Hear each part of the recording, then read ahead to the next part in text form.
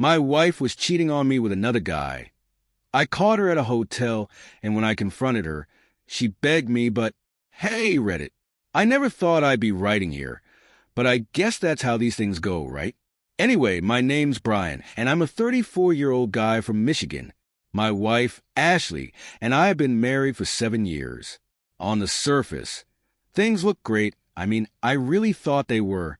We had what everyone called the perfect life. A beautiful home, 2 great kids, steady jobs. You know the drill. But lately, something fell off. I couldn't put my finger on it at first. She started working late more often, texting way more than usual, and she became distant. At first, I brushed it off. I thought, she's busy at work. It's just stress. But there were moments that just didn't sit right with me. Like how she'd leave the room to take phone calls or go out with her girls more frequently, wearing outfits I hadn't seen her wear for me. You know that gut feeling you get? Like something's wrong, but you don't want to admit it? That's what started gnawing at me, little by little. Still, I didn't want to accuse her of anything without proof. I didn't want to be that paranoid husband. But what happened next, well, let's just say, I wish I'd trusted my instincts sooner. It was all by accident. Honestly, I wasn't even looking for anything. One Saturday afternoon, Ashley had left her phone on the kitchen counter while she took a shower. The kids were out playing in the backyard, and I was just cleaning up the dishes from lunch. Her phone buzzed a few times with notifications, but I didn't think much of it. Then, the 4th or 5th buzz came through, and for whatever reason, I glanced at the screen. It was a message from someone named Sam. Now, we both had friends of all genders, so I didn't overreact. But then, another message came in right after. I can't stop thinking about last night. I miss you. I froze. Time sort of slowed down for a second. My heart started pounding in my chest, and I felt my stomach drop. Surely this wasn't what I thought it was. Maybe it was innocent, right? I told myself it had to be some sort of misunderstanding. But curiosity got the better of me, and against my better judgment, I picked up her phone. The lock screen was still visible, and that name Sam was staring back at me. So I did something I never thought I'd do. I unlocked her phone. The passcode hadn't changed. I opened the messaging app, and there it was. A whole thread of messages, all from Sam. Messages I wish I'd never seen. I loved the way you kissed me goodbye this morning. Can't wait until the next time. When do you think Brian will be out of town again? I can't stand sneaking around. My hands started shaking as I scrolled through the messages. They weren't just texting. This had been going on for months. There were details about hotel stays, inside jokes, plans to meet up, and things far more intimate than I could bear to read. I stopped when I came across a picture of them. Sam wasn't just a friend. Sam was a man. I didn't know how to process it. I felt like I'd been sucker punched. The woman I had built a life with, the mother of my children, had been sneaking around behind my back with someone else. I stood there in the kitchen, phone in hand, trying to make sense of what I'd just uncovered. Ashley was still in the shower, completely unaware that her secret life had just been blown wide open. I didn't confront her right away. I needed time to think, time to figure out what the hell I was going to do next. Part of me wanted to storm into the bathroom, throw the phone in her face, and demand answers. But another part of me just couldn't. I didn't want to believe it. How do you face the person you love and accuse them of something that shatters your world? So, I did the only thing I could think of in the moment. I put her phone back on the counter, exactly where it was, like I hadn't seen a thing. My hands were still shaking, my mind racing with 1,000 thoughts. But I knew I had to play it cool, at least until I figured out my next move. A few minutes later, she came out of the bathroom, towel wrapped around her, hair still wet. She smiled at me, like everything was normal, like she hadn't just ripped my heart out and stomped on it. "Hey, babe," she said casually, grabbing her phone off the counter without even a second glance. "What are you doing today?" "Thinking of taking the kids to the park later." Her voice was so calm, so innocent. I felt sick to my stomach just hearing it. I forced a smile and muttered something about needing to run some errands. She didn't seem to notice the tension in my voice, or the fact that I couldn't even look her in the eyes. "Sounds good. We can grab dinner after," she added, texting away on her phone. For all I knew, she was texting him. Sam. The rest of the day was a blur. I went through the motions, pretending like everything was fine, when inside, I was crumbling. I didn't say anything that night or the next, but every time she touched me, smiled at me, or acted like the loving wife she'd always been, it felt like a dagger twisting in my chest. I needed proof. Solid, undeniable proof. Something that would force her to come clean. So, the next day, I did something I never thought I'd do. I followed her, and that's when things got even worse. The next morning, I told Ashley I had a work meeting out of town and wouldn't be home until late. She didn't question it, just kissed me goodbye like usual. But instead of going to work, I parked a few blocks away from the house, out of sight, and waited. I don't know what I expected, but sitting there in the car, my heart was racing. Maybe I was wrong. Maybe the messages were some weird misunderstanding. Maybe she wouldn't meet him. But deep down, I knew the truth. Sure enough, around noon, she left the house. She was dressed up a little too much for someone who claimed she was just going shopping. My stomach churned as I started the car and followed her. I kept a good distance, feeling like I was in some kind of bad detective movie. She didn't head toward the mall like she usually did. Instead, she drove to a hotel just outside of town, the kind of place where people go when they don't want to be seen. She parked in the back lot, and I watched from my car as she stepped out, checking her phone before walking inside. I sat there for a few minutes, my mind spinning. Part of me wanted to storm inside, demand to know what the hell was going on, but I knew I had to keep my cool. I needed proof, so I waited. After about 20 minutes, a man walked into the hotel. I didn't need to guess who it was. Sam. I snapped a few pictures of him walking in, my hands trembling as I held the phone. It felt unreal, like I was watching someone else's life fall apart, not my own. But this was it. The confirmation I'd been dreading.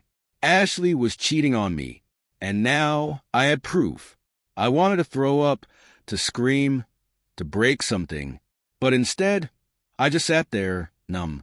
I stayed parked outside that hotel for 2 hours, watching the entrance, my mind in overdrive. When Sam finally left, I waited to see if she would follow. She didn't. After another half hour, she came out, looking around nervously before getting into her car and driving off. She didn't see me. I followed her home, keeping my distance, trying to figure out what I was going to do next. By the time I got back to the house, she was already inside, acting like nothing had happened. It was like a slap in the face. How easily she could pretend, how effortlessly she could hide this whole second life from me. I had the proof I needed. Now it was time to confront her. That night, I couldn't wait any longer. The weight of what I knew was crushing me, and I wasn't going to live in this fake reality for another second. Ashley was in the kitchen, making dinner, humming softly like everything was just fine. The kids were playing upstairs. It was almost like a normal evening, almost. I took a deep breath and walked into the kitchen, feeling my heart race. My voice was calm, but my words came out sharp. "Ashley, we need to talk." She turned around, surprised by my tone. "Sure, what's up?" she asked, casually wiping her hands on a dish towel. I stood there for a moment, staring at her, trying to decide how to even start this. How do you confront someone you've loved for years? Someone you thought you knew better than anyone? "Where were you today?" I asked, crossing my arms, trying to keep my voice steady. She blinked, caught off guard. "What do you mean?" "I told you. I went shopping." My chest tightened. "Cut the crap, Ashley. I know you weren't shopping. I followed you." The color drained from her face in an instant. For a moment, she just stared at me, her mouth slightly open like she was trying to come up with an excuse, a lie, anything. What are you talking about?" she stammered, but I could see the panic in her eyes. I pulled out my phone and held up the pictures I'd taken of her and Sam. This is what I'm talking about. You went to a hotel. I saw him going after you. I've seen the text, Ashley. Stop lying. She froze, staring at the pictures on my phone. Her hands were trembling now, and I could see her mind racing, trying to figure out a way out of this. But there wasn't one. Brian, I can explain, she whispered, her voice barely above a breath. I felt my heart break all over again at how quickly she tried to spin this. Explain? What is there to explain? You've been sneaking around with another guy. You've been lying to me, to our family. Just tell me the truth. For a moment, I thought she might actually come clean. Her lips trembled, and tears welled up in her eyes. But instead, she doubled down. It's not what it looks like, she insisted, her voice rising in desperation. Sam's just a friend. We weren't doing anything, I swear. We were just talking. Please, you have to believe me. I couldn't believe what I was hearing. Even with all the evidence laid out in front of her, she was still lying, still trying to manipulate the situation. Talking? I repeated, my voice thick with disbelief. You've been talking with him for months. In hotels. Behind my back. Do you really expect me to believe that? She broke down then, her shoulders shaking as she started sobbing, covering her face with her hands. I didn't mean for it to happen, she cried. I'm sorry, Brian. I'm so sorry. But it was too late. The damage was done. The trust was shattered, and there was no going back. Ashley collapsed into a chair, her hands shaking as she wiped at her tears. I stood there, numb, watching the woman I thought I knew unravel before me. How long? I asked, my voice barely above a whisper. I didn't need the details, but I needed to know how deep the betrayal went. She sniffled, staring down at the floor. A few months, she muttered. It started. I don't even know how it started, Brian. It just happened. I didn't mean for any of this to happen. I felt a wave of anger surge through me. You didn't mean for it to happen? You didn't mean to sneak around behind my back for months, to lie to me every day. My voice was louder than I intended, but I didn't care anymore. She flinched at my words but didn't look up. I'm sorry, she whispered, her voice breaking. I didn't want to hurt you. I laughed bitterly. Well, you did, and now what? What are we supposed to do with this? You think saying sorry is enough? She looked up at me then, her eyes red and swollen from crying. I don't know what to say. I ruined everything. For the first time since this nightmare began, I felt a strange sense of clarity. I knew what I had to do, even if it broke me. The air felt heavy between us. I couldn't believe we had reached this point, but there was no turning back now. The damage was done, and her tears weren't going to change that. I leaned against the counter, arms crossed, trying to steady my thoughts. You're right, I said quietly, my voice more controlled now. You have ruined everything, and I don't think we can fix this. Her face crumpled as fresh tears began to fall. Brian, please, we can try. We can go to counseling. I can do whatever it takes, but please don't give up on us, she begged. I shook my head. Counseling isn't going to erase the fact that you lied to me for months, Ashley. I trusted you, and you threw it all away. She reached out, but I stepped back, needing the space. I'll move out, I said, the decision forming in my mind even as the words left my mouth. At least for now. We need time apart, and I need to figure out what's best for the kids. Her sobbing grew louder, but I'd already made up my mind. Staying here, pretending we could sweep this under the rug. That wasn't going to happen. There was no going back to the way things were. We'll talk about custody, the house, all of it, I continued, the weight of those words sinking in. But right now, I can't be here. I need space to think. She didn't try to stop me this time. She just nodded, broken, as I turned and left the kitchen, the sound of her sobs echoing in the hallway behind me. I headed upstairs to pack a bag, the weight of my decision crashing down on me. I'd never imagined that I'd be the one walking away from my own home, from my wife and kids. But after everything, I knew staying wasn't an option. Not right now.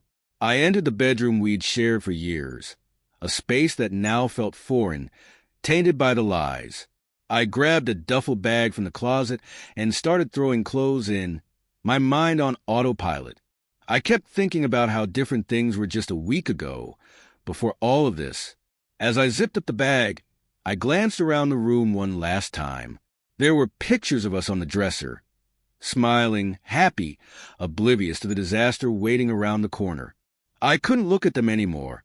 On my way downstairs, I heard the kids laughing from their playroom. My heart clenched. I wasn't ready to explain anything to them yet. They didn't deserve any of it. I'd have to find a way to protect them from the fallout. But right now, I couldn't even face them. Ashley was still sitting at the kitchen table, her head in her hands, sobbing quietly. I paused at the door, feeling a wave of sadness wash over me. This was the woman I'd promised to spend my life with. And now, I was walking out, leaving everything we'd built behind. "I'll be in touch," I said, my voice low, almost hollow. She didn't look up, just nodded through her tears. And with that, I stepped out the door, leaving the life I thought I knew behind me. As I drove away, the gravity of what I'd just done hit me like a ton of bricks. I hadn't planned where I was going or what I was going to do next. I just needed to get away from the lies, the betrayal, and the image of my wife with someone else. I ended up at a cheap motel on the edge of town. It wasn't much, just a place to crash for the night while I figured out my next move. I parked the car and sat there for a moment, staring blankly at the neon sign flickering above. I felt numb.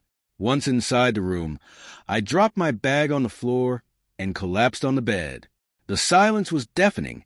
Without the kids around, without the usual noise of life, the reality of everything was overwhelming. I was no longer in control of my life. It was like watching a train wreck in slow motion, and I couldn't do anything to stop it. I pulled out my phone and stared at the screen, debating whether to call anyone. I hadn't told a soul what was going on. Part of me felt embarrassed, like admitting this would make it all more real. But another part of me was desperate for some sort of support, someone to help me make sense of this mess. After what felt like hours of staring at my contacts, I dialed my best friend, Mike. We hadn't talked in a while, but he was the one person I knew I could trust with something like this. He answered on the second ring. "Brian? What's up, man?" I didn't even know where to start. "Mike, I need to tell you something." My voice cracked, and I could feel the emotions welling up again. There was a pause on the other end. "You okay? You don't sound good." "Ashley's been cheating on me." I blurted out, the words feeling foreign in my mouth. "I found out, and I left." The line went silent for a moment. Then Mike responded, his voice softer now. "Damn, man. I'm sorry. You want to talk about it?" I let out a shaky breath. "Yeah, I don't know what to do." And for the first time since this nightmare started, I felt like I wasn't alone in it. Talking to Mike felt like a lifeline. As soon as I started explaining everything, it all poured out. The text, the hotel, the lies. I told him everything. Mike listened patiently, only occasionally letting out a heavy sigh. He didn't interrupt, didn't rush me, just let me get it all off my chest. When I finally finished, there was a long silence on the line. Then he spoke, his voice steady but sympathetic. "Man, I don't even know what to say. That's rough. I can't believe Ashley did that to you." I swallowed hard, trying to keep my voice steady. "Yeah, me neither. I don't know what I'm supposed to do now. I feel like my whole life just crumbled." "It's gonna take time, Brian," he said, his tone firm but reassuring. "You've got to figure out what's best for you and the kids. Don't rush into anything. If you need to stay out of the house for a bit, do it. But don't let her control what happens next. This is your decision now." I nodded. Even though he couldn't see me, he was right. I had been so caught up in the shock and the betrayal that I hadn't thought much about the future. What happens now? How do I rebuild after this? You need anything, man, I'm here, Mike continued. Don't hesitate. If you need a place to stay, or even just to talk, you know where to find me. Thanks, Mike, I said quietly, feeling the weight of his words sink in. I don't know what I'd do without you. You don't have to figure it all out tonight, he added. Take it one step at a time. You've got people who care about you, Brian. You're not alone in this.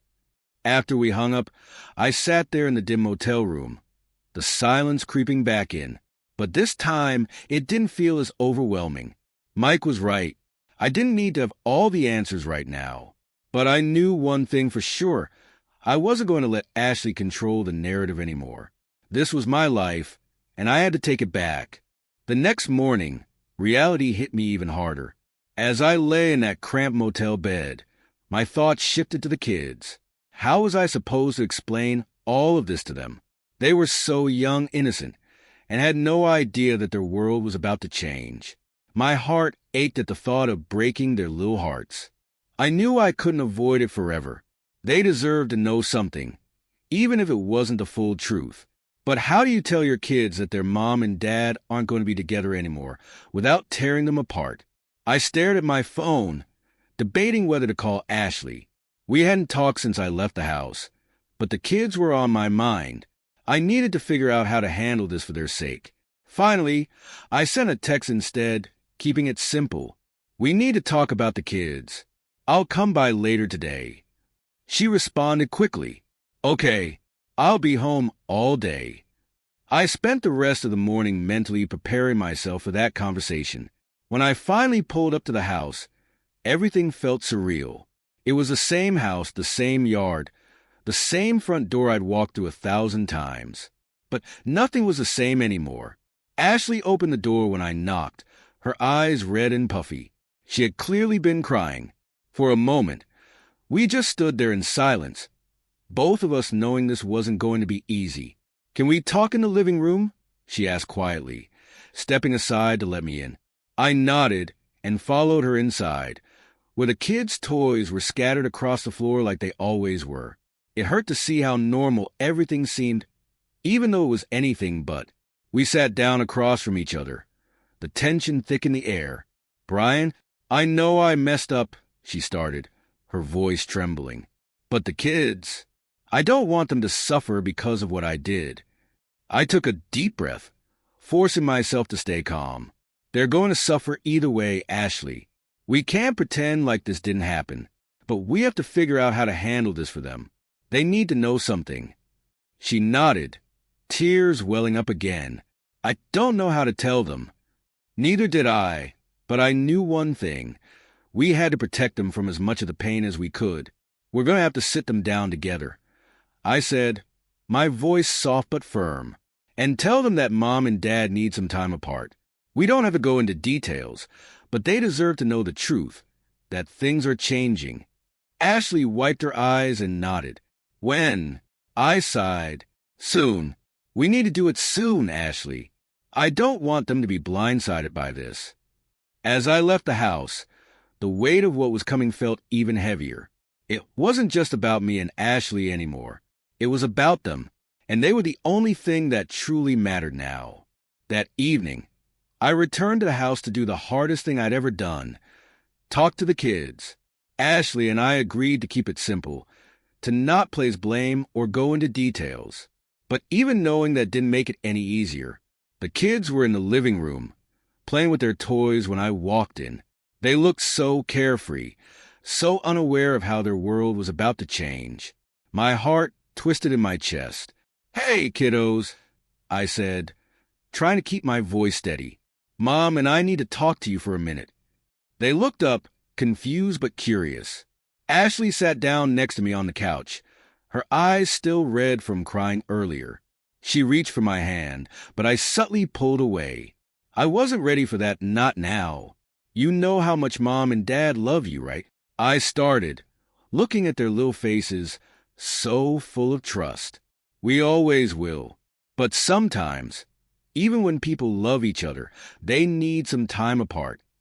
Our oldest, Ella, furrowed her brow. What do you mean? Ashley took a deep breath, her voice trembling as she spoke. "It just means that Dad is going to stay somewhere else for a little while. But we're both still here for you, no matter what." Ella's eyes widened, and I could see the worry starting to sink in. "Are you getting divorced?" she asked, her voice small and scared. The word hit me like a punch to the gut. We hadn't even figured that part out yet, but I wasn't going to lie to her.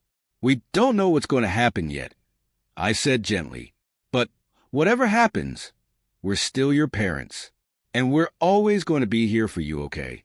She nodded slowly, but I could see the sadness starting to pool in her eyes. Our youngest, Jake, just looked between us, not fully understanding but sensing the tension. "Does this mean we won't have family movie nights anymore?" he asked quietly. My heart broke a little more. "We'll still do things together, buddy. Just things might be a little different for a while." Jake didn't say much after that, just clung to my arm, his little face pressed against me. Ella stayed quiet, her expression distant, as she tried to process what we were saying. We sat with them for a while, holding them, answering their questions as best we could. But there was no way to make this easier for them. The hurt was already there. As I got ready to leave that night, I kissed them both on the forehead and told them I'd be back soon. But as I walked out the door, I couldn't shake the feeling that their lives would never be the same again. Neither would mine. The days that followed were a blur of emotions. I had moved into a small, temporary apartment, trying to create some sort of routine. But nothing felt normal. Everything I'd known, my whole life, was upside down. I spent time with the kids as much as I could, picking them up from school, taking them to the park, trying to make everything feel as normal as possible for their sake. But deep down, I knew they could sense the shift. I could see it in their eyes. The way Ella would ask when I was coming back home, or the way Jake held on to me a little longer during our goodbyes. As for Ashley, we kept things civil, mostly for the kids. We didn't talk much beyond scheduling and logistics, but there was an unspoken understanding between us. We both knew we were in uncharted waters. One evening, as I was putting Jake to bed, he looked up at me, his little voice full of uncertainty. "Dad, are you ever coming back home?" I felt a lump in my throat. I had no idea what to say. I wanted to promise him everything would be okay, that things would go back to the way they were. But I couldn't lie to him. "I don't know, buddy," I said softly, brushing his hair back. "But no matter what, I'm always here for you, okay? You and Ella. That's never going to change." He nodded, not fully understanding, but trusting me in that innocent way kids do. I stayed with him until he fell asleep, the weight of everything pressing down on me more heavily than ever. Once the kids were asleep, I went downstairs. Ashley was sitting at the kitchen table, a cup of tea in front of her, staring into space. We hadn't talked much beyond the essentials since I left, but something about tonight felt different. She looked up as I walked in, her eyes searching mine. "We need to talk," she said quietly, her voice soft but steady. "About what happens next." I nodded and sat down across from her, knowing that we couldn't avoid this conversation forever. It was time to face the reality of what was happening and where we were headed. Sitting across from Ashley at that kitchen table felt like a moment of finality. We were no longer just avoiding the issue. Now we were forced to confront it head-on. The air between us was thick with the weight of everything unsaid, everything that had broken between us. Ashley took a deep breath, her hands trembling slightly as she held her tea. "Brian, I know what I did can't be undone. I've spent every day since you left thinking about it, regretting it. But I need to know where we go from here. Do you think there's any chance for us?" Her question hung in the air, and for a long time, I didn't answer. Not because I didn't know, but because it was a question I had been dreading. Was there a chance? Could we go back to the way things were? I looked at her, the woman I'd once loved more than anything, and now all I felt was a dull ache. The betrayal still burned inside me. And no matter how much I wanted to believe in second chances, I couldn't see past the pain. "Ashley," I started, my voice heavy with the weight of my thoughts. "I don't know if we can fix this. I don't know if I'll ever be able to trust you again." She nodded, tears brimming in her eyes, but she didn't interrupt. I kept going, forcing myself to stay calm. I want what's best for the kids, and I'll always be a part of their lives. But between us, I don't think I can come back from this. Not after everything. Her face crumpled as the tears spilled over, but I didn't stop. Maybe, down the road, we'll figure out how to co-parent, how to move forward. But right now, I think the best thing for both of us is to let go. To stop pretending like we can just fix this. Ashley's sobs were quiet, but I could feel the pain radiating from her. I didn't want to hurt her more than I already had, but I had to be honest. This wasn't something we could repair. "Are you saying you want a divorce?" she whispered, barely able to meet my eyes. I sighed, feeling the weight of that word. I think it's the only way we can really move forward. We can't keep living in limbo like this, Ashley. It's not fair to either of us, and it's not fair to the kids. She nodded slowly, her face streaked with tears. "I understand," she whispered. "I don't want to drag this out either. I wish things had been different." "Me too," I said quietly. "But this is where we are now." And with that, the decision was made. There was no more wondering, no more waiting for things to magically fix themselves. We were done. And now it was about making it as painless as possible for the kids. It felt like the end of an era, one that neither of us saw coming. The days after that conversation were strangely quiet. Ashley and I started the process of separating our lives, dividing finances, figuring out living arrangements, and most importantly, discussing how we would handle co-parenting. It felt surreal, dismantling everything we had built together over the years. But it also felt necessary, like a wound that needed to be cleaned before it could heal. We set the kids down again a few days later, this time to explain that things were going to change for good. It was the hardest thing I've ever done. Ella cried, asking why we couldn't fix things.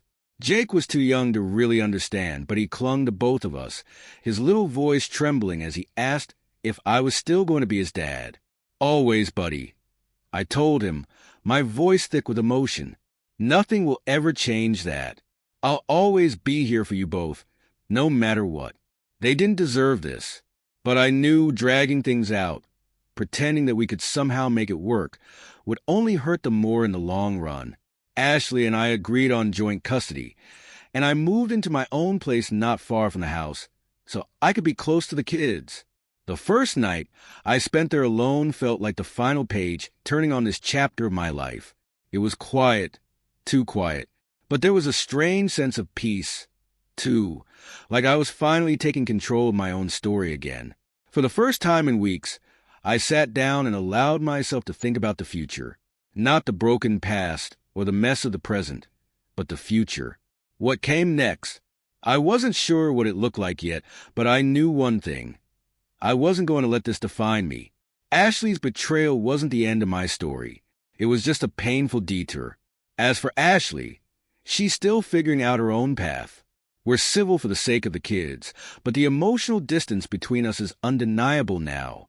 Sometimes I catch glimpses of sadness in her eyes when we're exchanging the kids or discussing their schedules, but it's no longer my responsibility to fix that. We've both made our choices. I'm focusing on being the best father I can be, showing Ella and Jake that no matter what, they are loved and supported. They're the most important part of this story, and I'll never lose sight of that. Looking back now, I realize that as much as this whole situation hurt, it taught me something about resilience, about picking yourself up after being knocked down. I'm not the same person I was when this started, and that's okay. I'm stronger now, more aware of what I deserve. And for anyone reading this who's going through something similar, just know, you'll get through it. It won't be easy, and it won't be quick, but there is life on the other side of the pain, and it's worth fighting for.